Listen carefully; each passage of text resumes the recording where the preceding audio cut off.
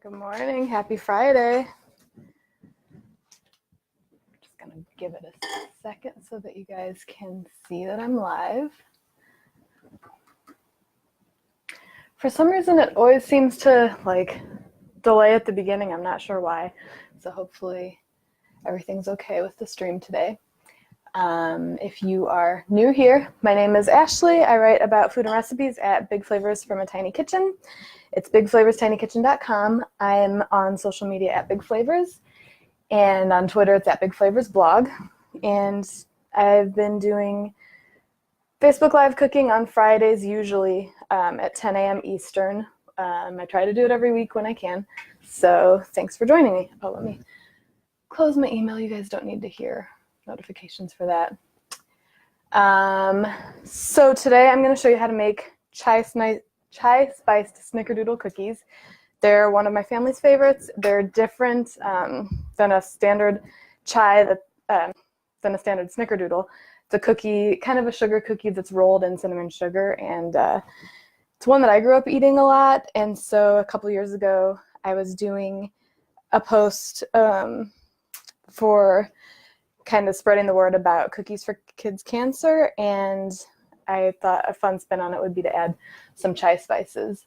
So if you guys are in the chat, if you want to say where you're watching from, or if you have any questions, you can always drop them in. I try to catch up as I'm cooking. So since I need to toast some whole spices first, I'm going to go ahead and start that, even though it's a little bit early, but I want to get them going so that they'll be ready when we need to add them into the cookie dough. For the spice blend, I'm just going to use a dry skillet. You don't want to put any oil or anything in there. And we're going to add some green cardamom pods. So there's green and white, and cardamom can be pretty expensive, but it's really a key component of chai tea. So I like the green ones for this. I'm sure the white ones would work also. So if you only have white, go ahead and use that. So 3 whole cardamom pods. And then 3 whole cloves. And toasting spices kind of brings out a lot of the flavors. It enhances them, and then I cool the spices down and grind them in a spice grinder. So then 3 whole cloves. For just a little bit of a spicy note, I'm going to do 2 black peppercorns. So just whole peppercorns. 1 cinnamon stick. And you can break it in half if you want, so that it'll fit in the spice grinder later. Hi, Amy. So just a whole cinnamon stick, and I'm going to go ahead and break it now. Hi, Alexa. And 1 star anise.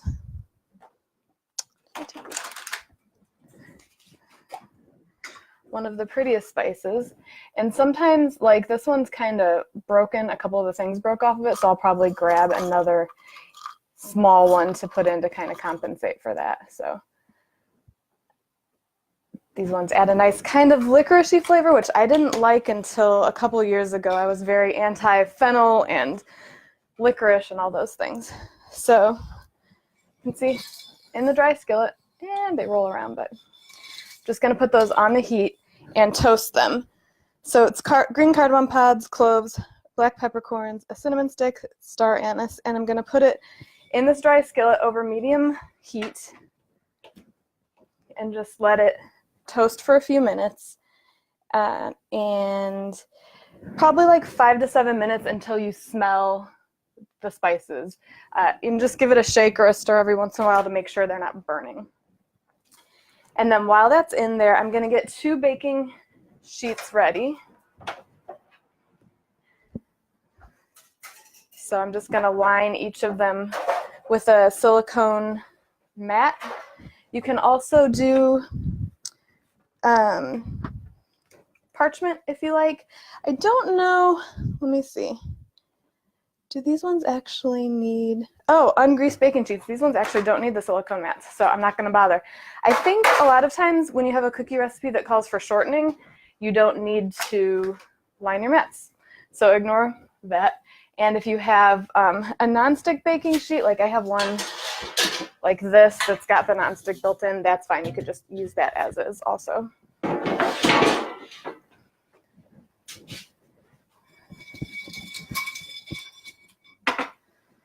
So for mixing the batter, you don't need a stand mixer, but if you have one, it's helpful. And another optional but thing that I like to use for this cookie recipe is one of these metal scoops. And the one I'm using is a number 50. If you look inside, like where the little swipey piece is, I'm sure that's the technical name, is swipey piece. But inside here, there's a little number written on, so that says 50. So there's a bunch of different sizes. I like this size for these particular cookies. And then if you don't have a stand mixer, if you have an electric hand mixer, you can use that and just a large bowl to mix the butter and eggs and all that stuff together. All right, and then I'm going to preheat the oven to 400. Had to make sure I changed mine from a microwave to an oven. I have to take out pieces when I want to use it as a convection oven. And convection really, there's a fan in there, so it blows the air around and it circulates, and things like cookies bake a lot more evenly. And it's great for roasting chickens and stuff like that. But I didn't adjust the temperature. I set mine up so that you don't have to change the temperature. There's like a compensation you have to do, and it involves math, and I don't like that. So I set it on whatever temperature I set it would be what you would set a regular oven to, and it does the work inside to figure out the difference, if that makes sense. So in the large bowl, we're going to cream together half a cup of unsalted butter, and you want to make sure that this is softened, so let it sit out. I set it out this morning when I was making my coffee. And then also half a cup of shortening. So vegetable shortening, you want this to be at room temperature. You can get this in tubs. I'm using Crisco. They come in tubs or these sticks that I kind of like because they have the measurements listed on the side. So half a cup is 1 stick of butter and then half of one of these. And it comes with, these things come with like a little tub so that after you have it open, you can put it in the refrigerator and cover it. But at least for this one that I bought, it's 3 sticks, but only 1 lid. So after you finish one of them, you got to make sure to hang on to the lid so that you can close it for your fridge. All right, so shake this around again.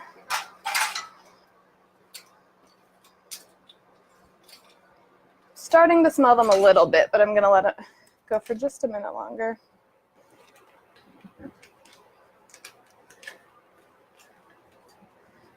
Okay, butter, shortening, 1.5 cups of sugar, just granulated sugar for this.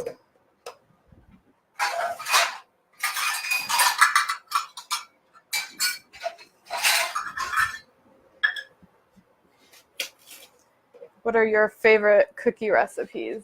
I don't know that I have a favorite. I've been thinking about these peanut butter cookies that I used to make with my mom as a kid lately, so I'm trying to get that recipe from her so that I can make them again.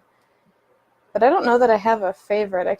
It kind of depends on my mood, because I like chocolatey cookies, but I also like things like this that are not chocolatey at all.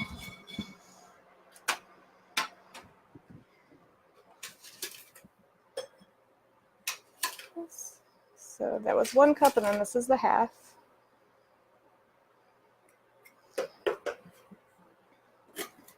And now that the spices are fragrant, I'm going to take them out of the skillet. They don't really look any different, but I'm just going to put them in a bowl so that they cool off so that I can grind them.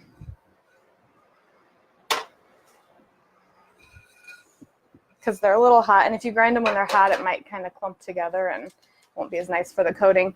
The coating is sugar mixed with some ground spices, and also some of the spices go into the cookie batter. All right, So 2 eggs. I use large eggs.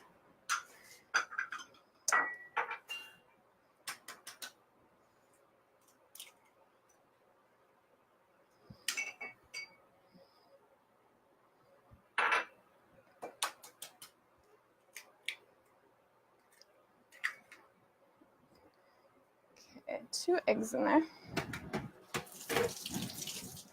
And then vanilla extract. I put 2 teaspoons, so it's kind of a lot of vanilla. But I think if you're not doing like a chocolate cookie, if a lot of vanilla kind of helps with that. We love the melt in your mouth buttermilk chocolate cookies. Yes, those are great. I've been making those also with like some flaky salt sprinkled on top, and then for my son's birthday at school this year, he wanted chocolate and white chocolate cookies, something like that. And so I took that recipe and I swapped out some of the chocolate chips for white chocolate chips. And then for some of the ones that weren't going to school, I did the salt sprinkle on, like for us at home, and they turned out really, really good. His class liked them. They thought they tasted like brownies. Okay, so we've got butter, shortening sugar, eggs, vanilla, and then I'm going to grind up these toasted spices. So they're all going to go right into a spice grinder, which is just a coffee grinder that you don't use to make coffee anymore, or never have used to make coffee. It's just a little blade that spins around when you push on the button. The reason you don't want to use it for coffee after you've used spices in it is because then all of your coffee is going to taste like cardamom. And not that cardamom would be bad, but there's a lot of spices that wouldn't be great in that. So just all right into there. And you're going to grind it until it's a fine powder. I don't always strain out the bigger bits or sift them out when I make this, but my husband doesn't like any extra texture on there, so I'm going to strain them. Ooh, this thing doesn't sound so good. There we go. You just kind of, depending on the style of your spice grinder, mine's got like this little cup so you can kind of turn it upside down. And like you can see, I still have some chunks of cinnamon sticks, but the rest of it's looking pretty good. So kind of shake it as you go. Tends to help. Oh yeah, let me know what you think of the salt on there. It's really good. Especially if you get like a nice flaky salt, because then you get some bites with a good amount of salt and some without. Okay, let's see. Pretty fine. I'm just going to go a little bit more.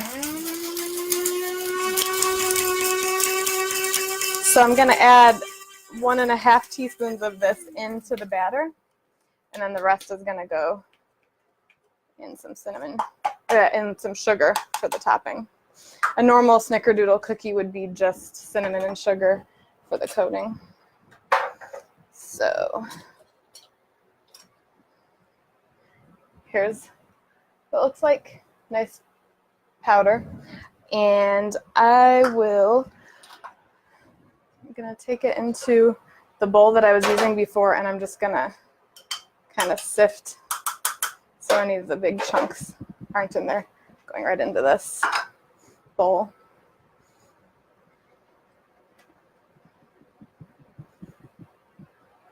I have this like cone-shaped sifter. The other one I have is one of those ones with the manual crank that you have to kind of squeeze to get it to go. I don't like that one as much. It's kind of annoying to clean, but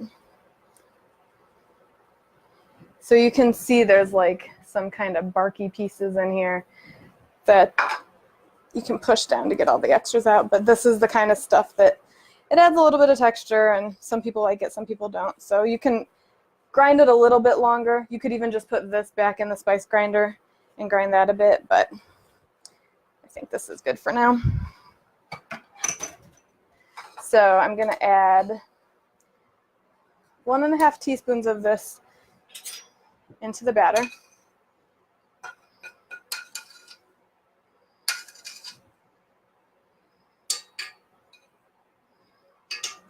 And then the rest I'm going to mix with a 1/4 cup of sugar in a bowl.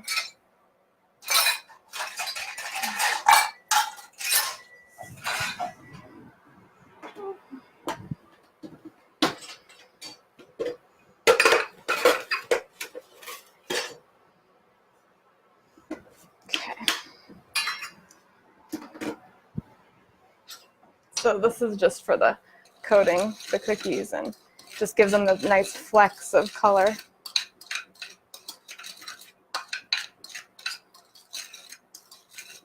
And it smells like Indian chai tea already.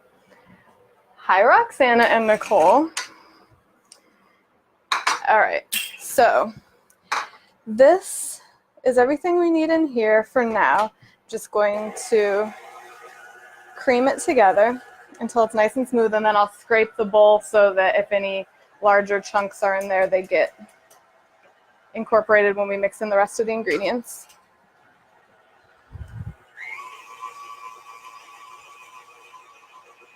If you were to do this with a hand mixer, it'd be pretty easy. If you wanted to do it with a whisk, it might be a little bit hard to get all the stuff creamed together because, like you can see, it's already pretty nice thick consistency. It just takes a lot of elbow grease to be able to do it by hand. It can be done though. Okay, so then I'm going to blend in 2 3/4 cups of flour. I like doing the scoop and swipe method I should weigh it, but I haven't weighed it yet. But for when I'm doing measuring, instead of dunking straight into the canister and compressing it, you'll have a little bit more flour. So if you just kind of scoop it till it's a little overflowing, and then it's kind of lightly going in there, and then you just flatten off the top. So that's 1 cup.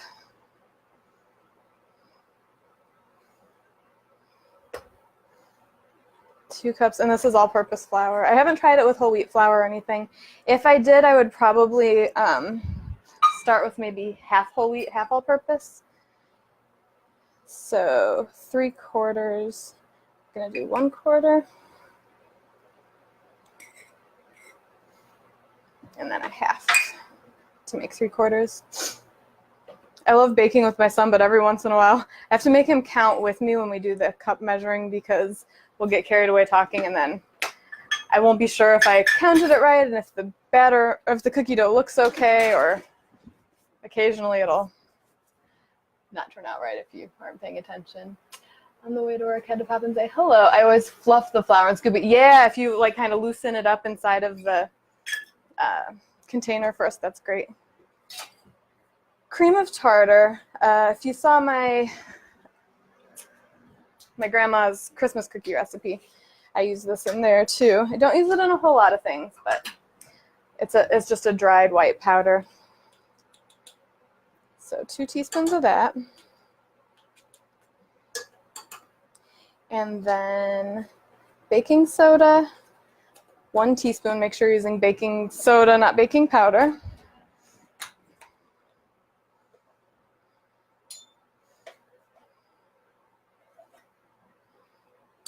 And 1/4 teaspoon of salt.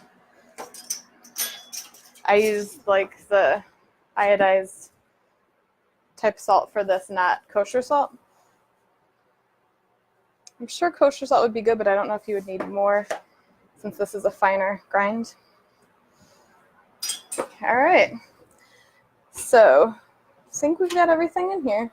Just gonna start slow because there's a lot of flour, and if you start it higher, it'll have like an explosion of flour everywhere.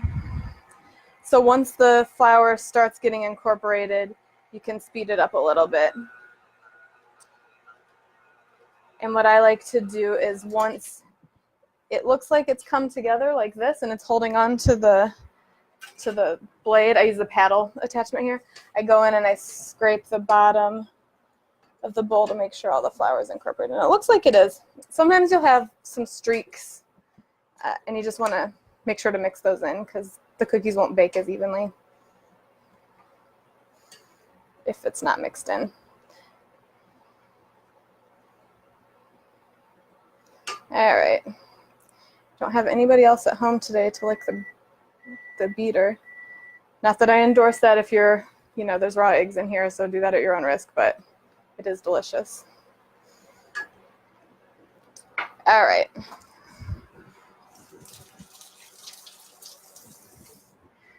So I'm gonna move my stand mixer so that you guys can see. I had somebody ask me once where I keep my stand mixer after one of these, and I told them I move the dish drainer. It's like Tetris in my kitchen, but I have a little spot in the back of my counter here, the back corner. So I keep it back there, and I have a cover that I bought to keep it. It's got a pocket in the front to keep the extra attachments, and then just kind of keeps it from getting dirty back there. So that's where I stashed it away.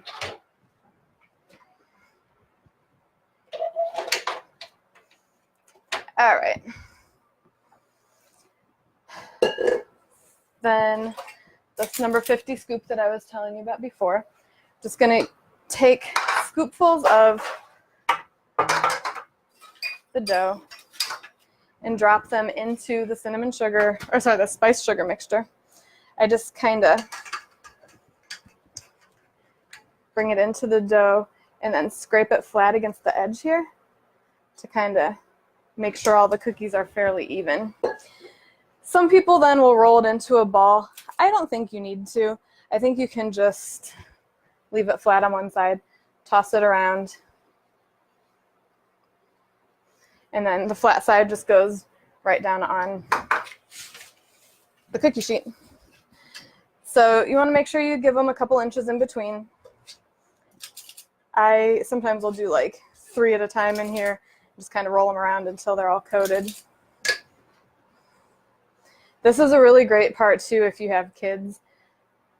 This is a good job for kids to do because it involves getting their fingers in there, and even if they kind of squish it a little bit, you can always fix it.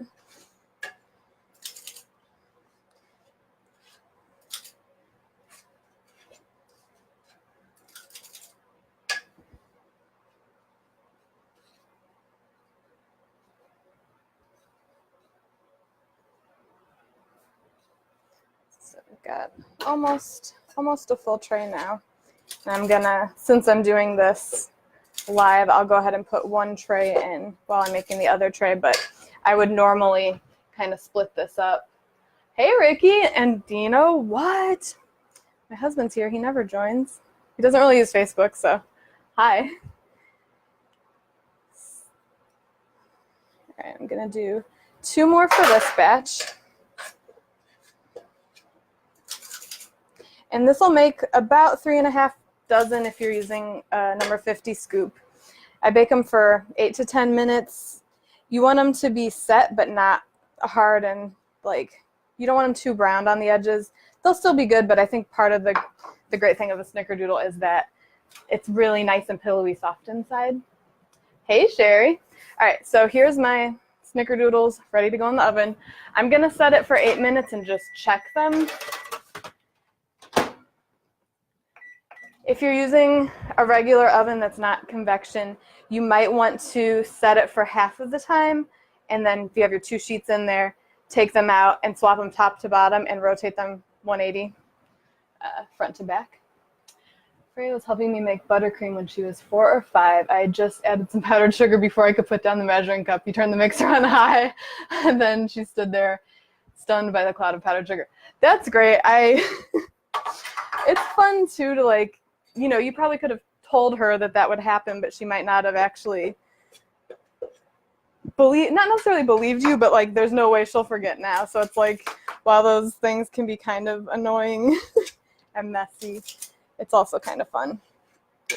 Me and my cousins had a flour fight in my aunt's kitchen when I was a kid, and we thought it was hilarious. She was very angry. Well, not angry, but my aunt's pretty easygoing, but she was not happy with us, and I didn't understand why it was so bad until I had a little bit of flour spill in my own kitchen one day, as an adult, and I was like, it's so annoying to clean up. I don't know how we made it out of there alive. Like, it was a lot. But it was it was one of my most favorite memories with my cousins, so there's like a trade-off there. Let me know too if you guys have any requests for next week. Thank you for voting this week. I was torn between doing a dessert and doing a salad dressing recipe, and usually on Instagram and Facebook there's kind of one of the two services will be very highly, one vote, and the other will be the other. So I average them out and I add them together and see which one actually got more votes. But this time it was pretty much a landslide. But there were a few people who did want to see a salad dressing, so I might do that next week. It's nice to know how to make your own salad dressings and vinaigrettes. She's a very excited hard charger. She'd definitely rather see the theory in action. Well, there you go. That's let's see if there's a way that you can not get her back for that, but like something kind of set it up to show her something else in a fun way that maybe wouldn't be as difficult for you to clean up. Did you have a laugh about it at least, I hope?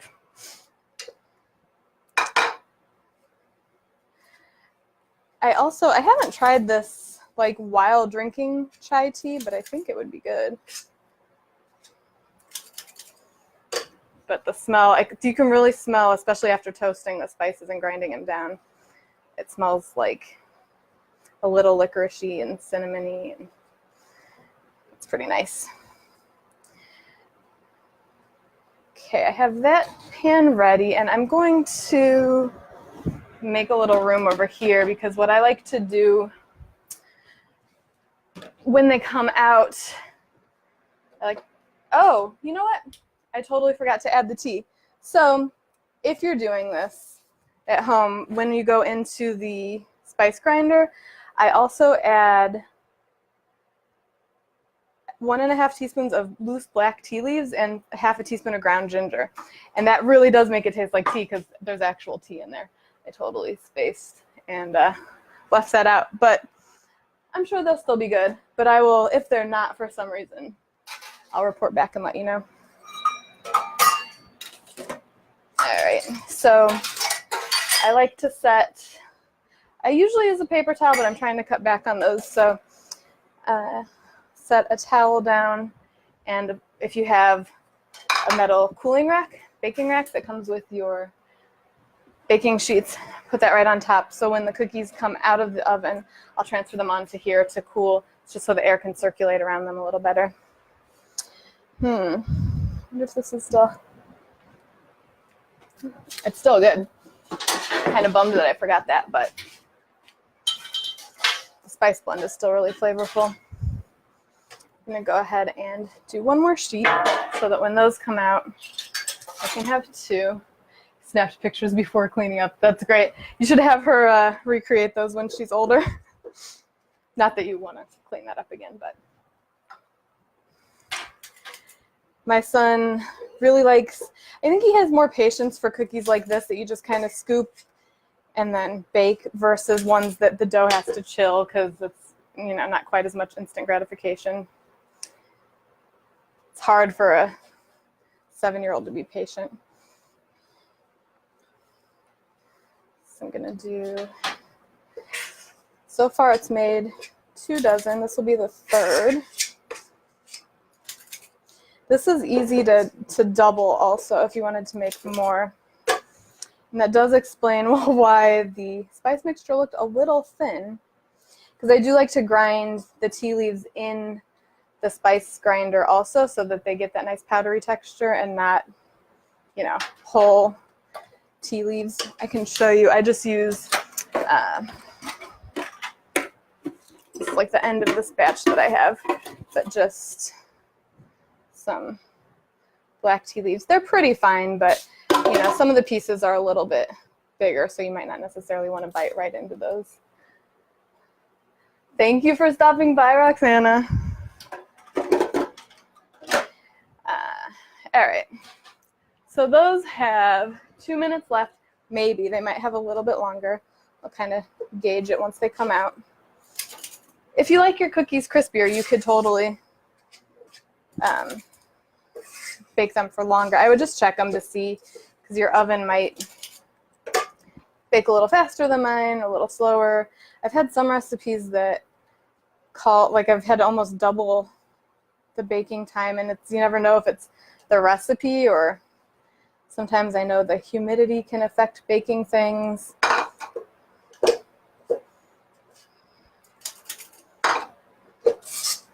So these are going to be a gift for somebody later today, so I have to make sure they're still good. I'm going to try these. Snickerdoodles are one of my favorite cookies, but would love to try a variation.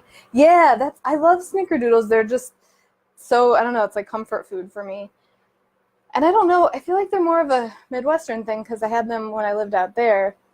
But this is definitely different, but not a ton more effort. Although, toasting spices takes a couple minutes, but it's not, I feel like it's reasonable.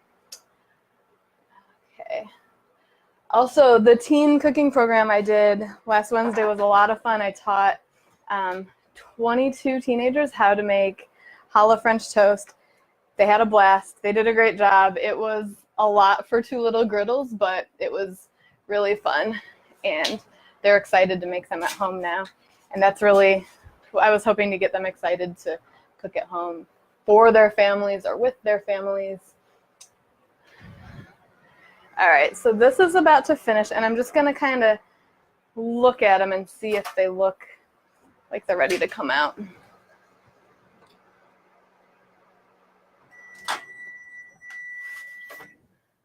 So I would say you can see they're starting to get a little bit brown, but they're like the bubbles are a little bit glistening. I'm going to give them like just another minute or minute and a half, and I think they'll be good.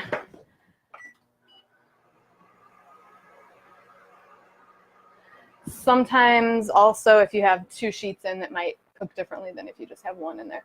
I love chai flavors. Adding to Snickerdoodle sounds amazing. Must try. Thanks, Jen. Yeah, that's a really fun, it's kind of unexpected, and they don't look very, like they just look like a white cookie with little flecks, so you wouldn't necessarily know, but it really does give you a nice amount of flavor.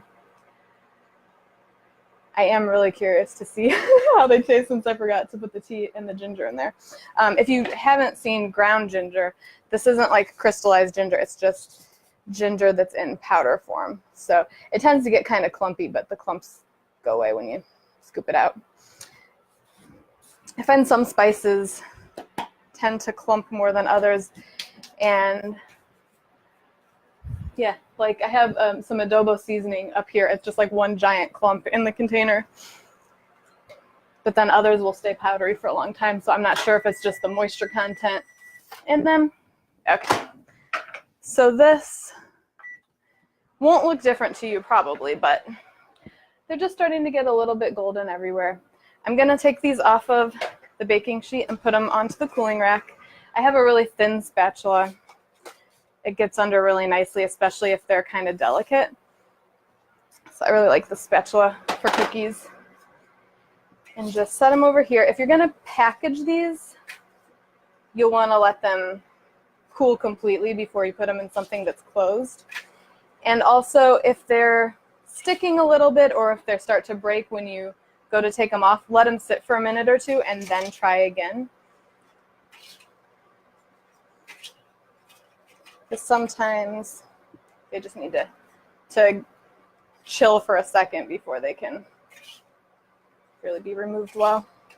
And also, if you have a thicker spatula, sometimes it's more likely to tear the cookies. All right, so I'm going to put these other 2 in, and then I'll see if one of them's cool enough that I can break into it for you guys so you can see how fluffy they are inside. So I'm going to set this for 9.5 minutes. All right, so let's see. All right, this is really hot, so it's going to be a little tricky. French toast. Need to teach my 14-year-old. Yeah, it's a really easy recipe too, and they get like really proud, and the challah bread makes it a little more kind of special. I'm just letting this cool for a second. All right, So you can see nice and fluffy inside, just a little bit of specks on the outside, and without burning myself. Oh yeah, it still works without the tea and the ginger. So if you don't have tea and ginger, you can still make these. Where can I get one of those thin spatulas? I have it in, there's a link to my Amazon shop in the description here. It's amazon.com/shop/bigflavors, but I put this exact one in there. This is an OXO one, and it's like really nice and thin, so you can really get under stuff. Sometimes too, if I'm doing like rollout cookies, you can use it to scoop underneath them if you're having a hard time, like you don't have enough flour under and you need to get them off of the counter. So there you go. Those are my chai spiced Snickerdoodle cookies.